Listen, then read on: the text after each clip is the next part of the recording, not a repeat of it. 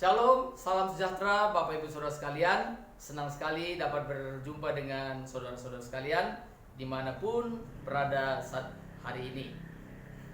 Hari ini kita bersama dengan seluruh gereja di seluruh dunia memperingati satu peristiwa yang penting yang kita sebut dengan Paskah. Tahukah saudara-saudara sekalian bahwa gereja mula-mula, perayaan yang terpenting bagi gereja mula-mula atau gereja purba itu bukanlah Natal dan perayaan-perayaan yang lain, tapi perayaan yang paling dirayakan dengan meriah, dengan antusias, itu adalah hari Paskah. Paskah adalah hari kebangkitan Tuhan Yesus, kebangkitan dari kematian, kebangkitan dari maut, kebangkitan dari kubur.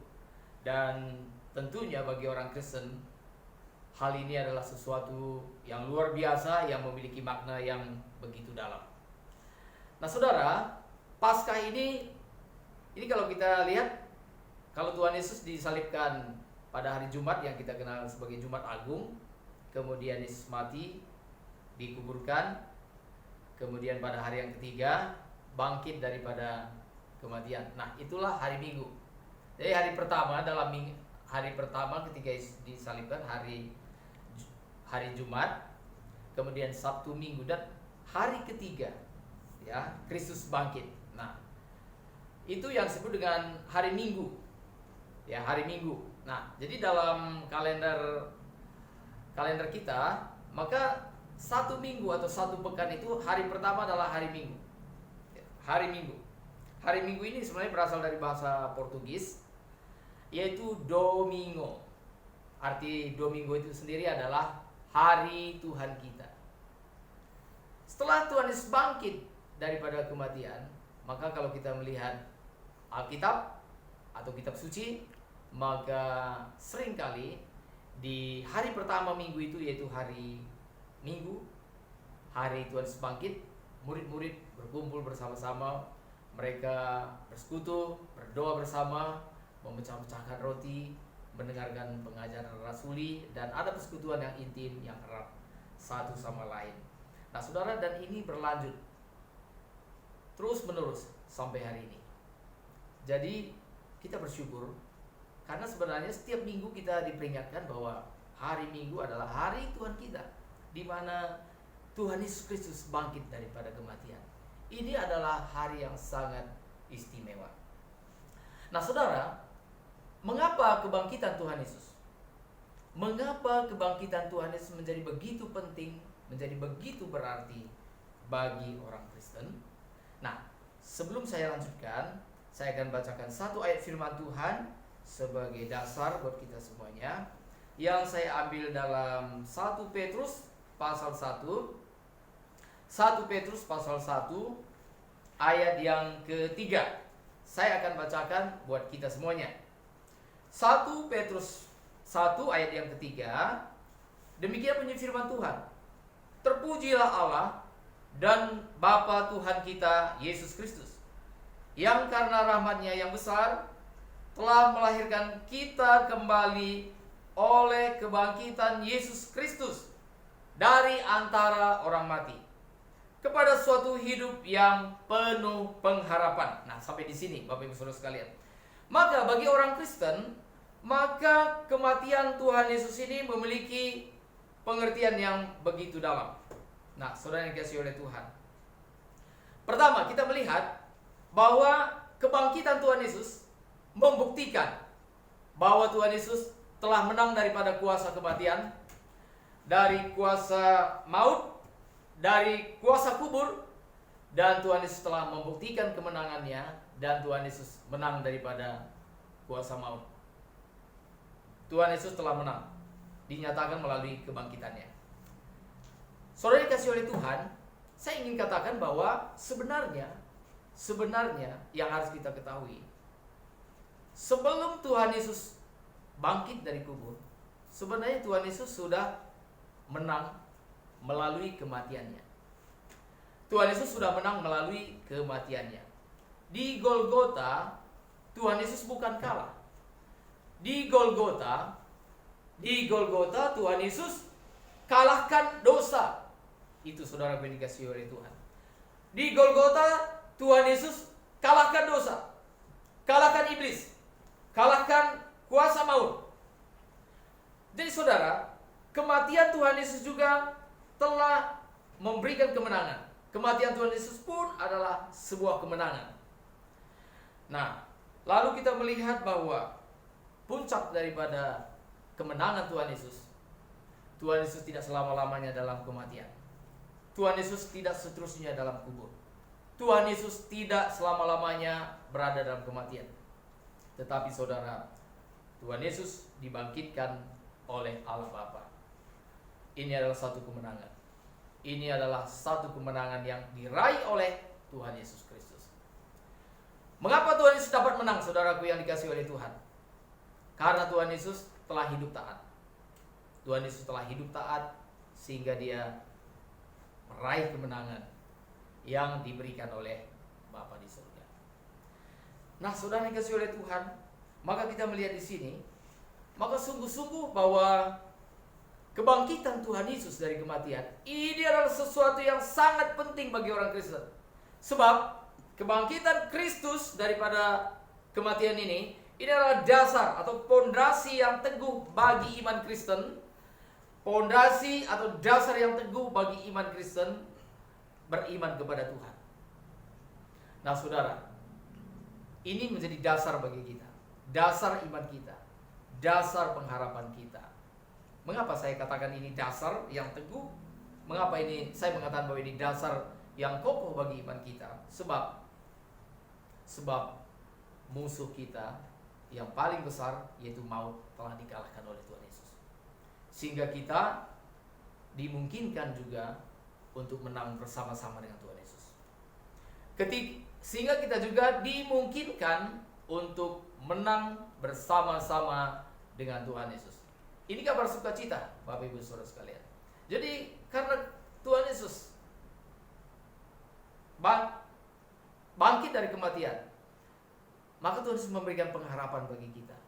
Maka iman kita menjadi iman yang berisi, saudara yang dikasihi oleh Tuhan. Maka iman kita menjadi sesuatu yang sungguh-sungguh memiliki makna, yang berisi, yang memberikan pengharapan yang besar bagi kita. Nah, saudara yang dikasihi oleh Tuhan, maka kebangkitan Tuhan Yesus adalah jaminan bagi kita. Jaminan bagi kita bahwa suatu saat pun kita akan dibangkitkan sama seperti Kristus juga yang telah dibangkitkan daripada kematian. Itu artinya jaminan. Jadi saudara, Tuhan Yesus telah bangkit dari kematian, maka ini menjadi satu jaminan bagi kita bahwa kita pun akan mengalami kebangkitan yang sama seperti yang dialami oleh Tuhan Yesus Kristus. Pernahkah saudara merenungkan bahwa kalau Tuhan Yesus tidak bangkit, maka sebenarnya kita adalah orang yang tidak berpengharapan. Maka kita hidup dalam dosa. Maka kita semuanya sedang meluncur.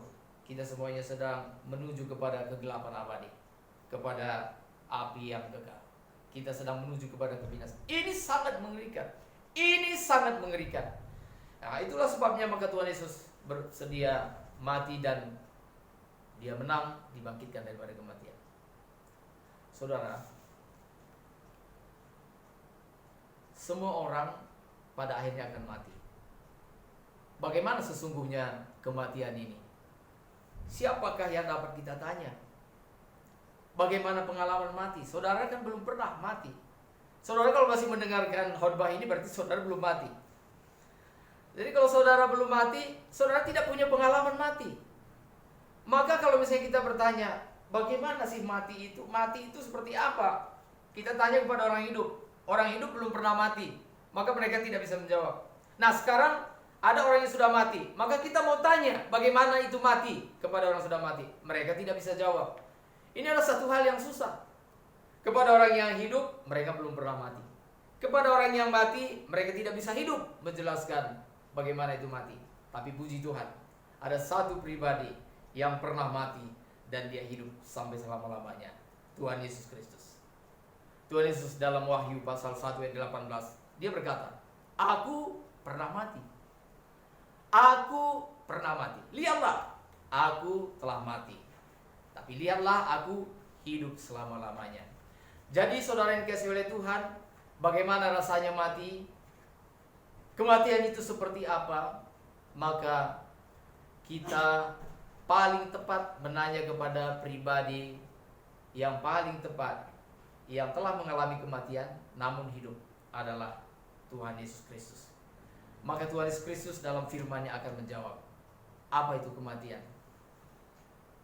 Apa itu maut? Bagaimana itu maut dan kematian itu? Dan saudara yang dikasihi oleh Tuhan, maka satu-satunya pribadi yang paling berhak menjawab, yang paling mengetahui apa itu kematian adalah Tuhan Yesus Kristus. Tuhan Yesus tahu apa itu mati. Mengapa? Karena Tuhan Yesus pernah mati. Dan Tuhan Yesus berkata, dan Tuhan Yesus yang pernah mati itulah yang memberikan pengajaran kepada kita. Tuhan Yesus yang pernah mati itu memberikan pengajaran yang benar kepada kita. Tuhan Yesus berkata begini, jangan takut, aku telah mengalahkan kematian. Tuhan Yesus berkata, kalau berbicara tentang kematian, aku tahu apa itu mati. Aku pernah mati, dan sekarang aku hidup selama-lamanya. Dan Tuhan Yesus berkata, kamu tidak perlu takut. Engkau tidak perlu takut. Sebab apa? Sebab aku sendiri pernah mati. Dan aku telah mengalahkan kematian.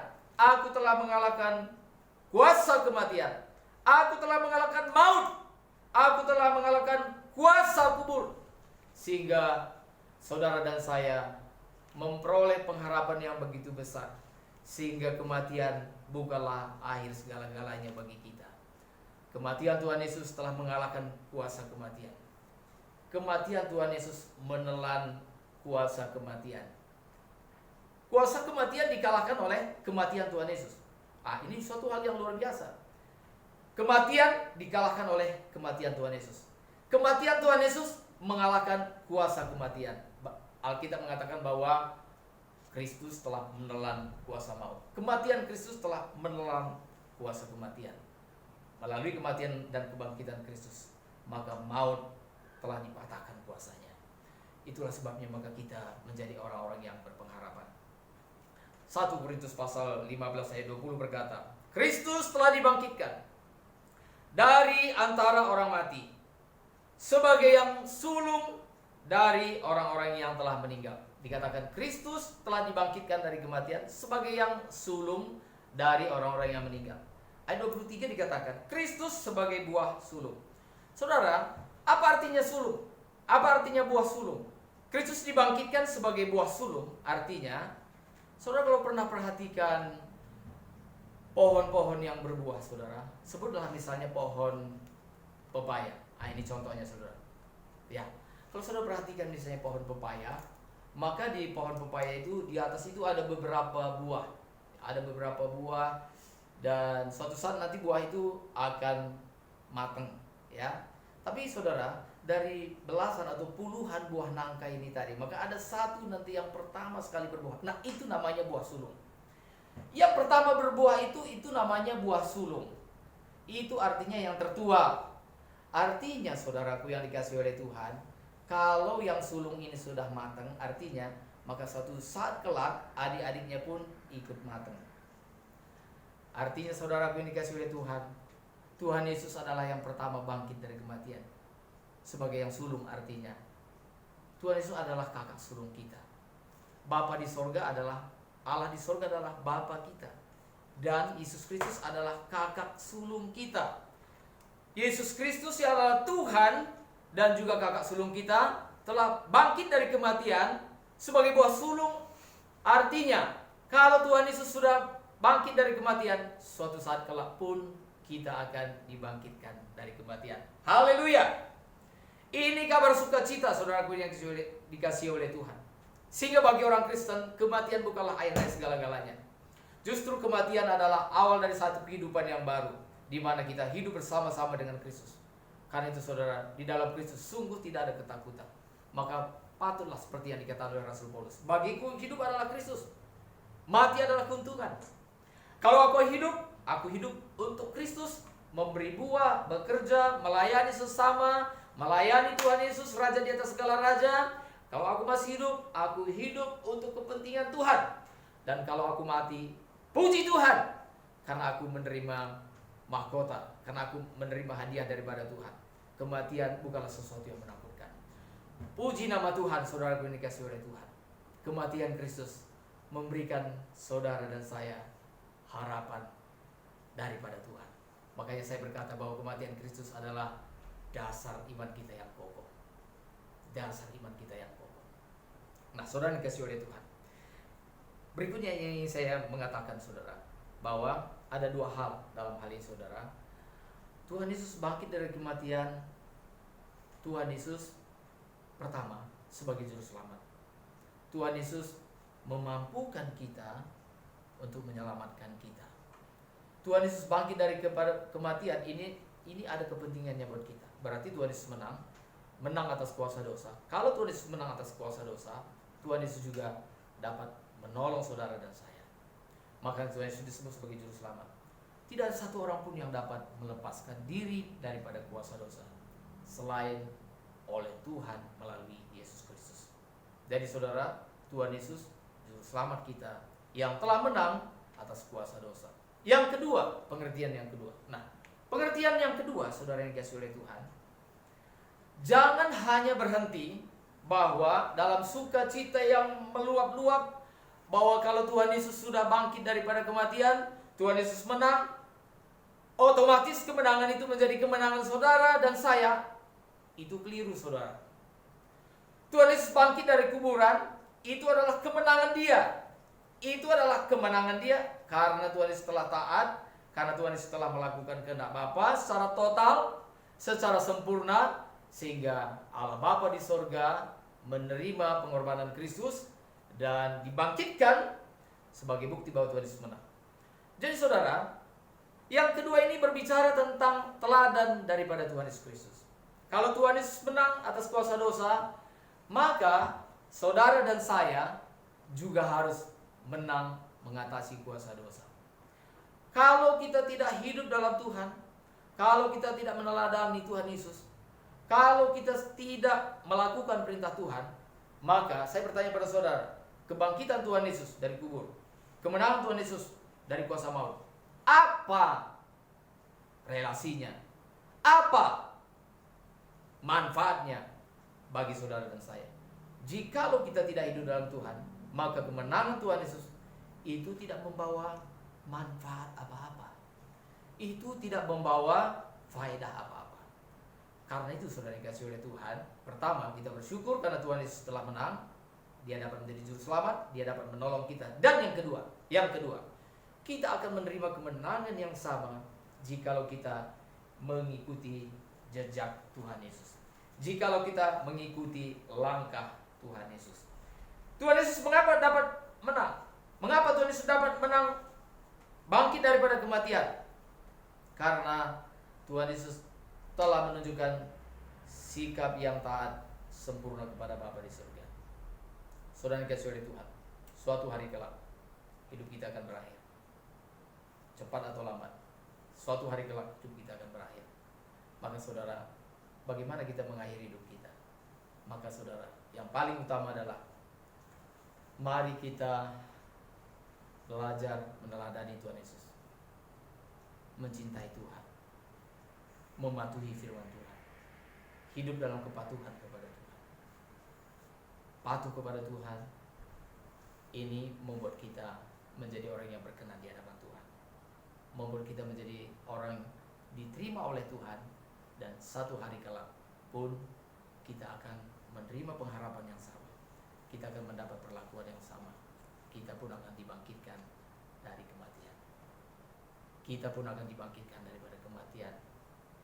Kalau kita hidup taat kepada Tuhan, kalau kita hidup mengikuti jejak Tuhan Yesus. Saudara yang dikasihi oleh Tuhan, kiranya firman Tuhan ini boleh menjadi berkat bagi kita. Dan yang terakhir tadi, firman Tuhan mengatakan bahwa kebangkitan Kristus ini memberikan hidup yang baru bagi kita. Memberikan hidup yang baru bagi kita. Dan hidup yang baru ini dimulai dari dunia ini.